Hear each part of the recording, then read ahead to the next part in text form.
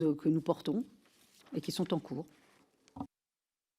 À propos des concentrations et du mouvement des concentrations dans les médias, vous l'avez redit, il faut se rassembler, et donc les médias de l'audiovisuel public aussi doivent se rassembler d'une certaine façon afin d'atteindre une taille critique. Mais si je poursuis le raisonnement jusqu'au bout, l'impératif de masse critique devrait conduire à accepter l'idée d'un monopole, tout simplement.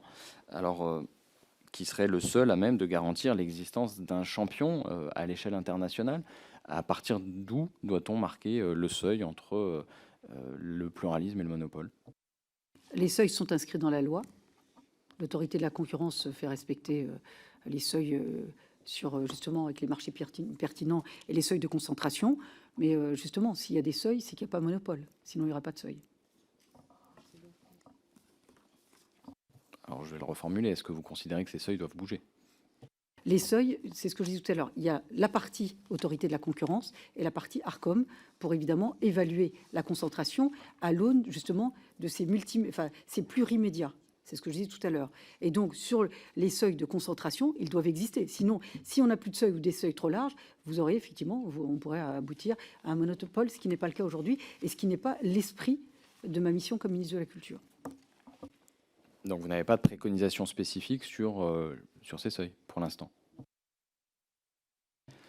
L'audition de Xavier Niel ce matin était intéressante et rafraîchissante. Il a évoqué avec nous la procédure de renouvellement des autorisations et il l'a vertement critiquée en la jugeant beaucoup trop favorable au groupe en place.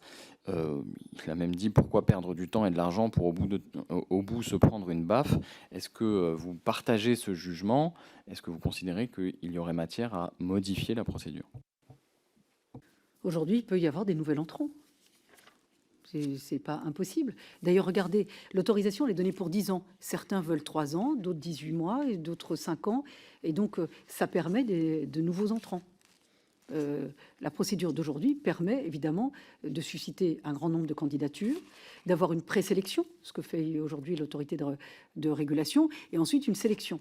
C'est là où effectivement ça permet d'avoir des dossiers de qualité et surtout d'avoir des dossiers sérieux. Donc ça n'empêche absolument pas de nouveaux entrants.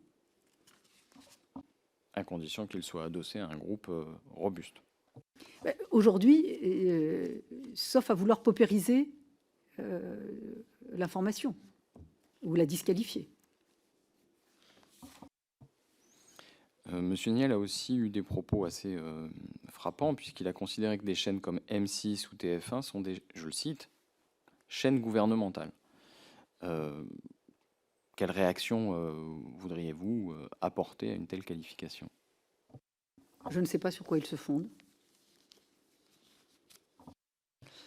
Afin de permettre que de nouveaux acteurs puissent éventuellement rentrer sur la TNT, même si vous considérez que c'est déjà possible, est-ce que le ministère envisage des pistes pour permettre, par exemple, l'entrée sur la TNT d'acteurs qui ne soient pas des groupes, mais des modèles associatifs ou autres?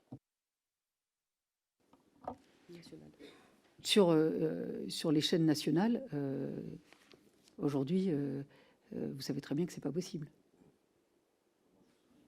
Il faut avoir les reins solides, c'est la réalité. Je m'en tiens là. Qu'il y a beaucoup de télévisions associatives, notamment des télévisions locales. Ça existe. Effectivement,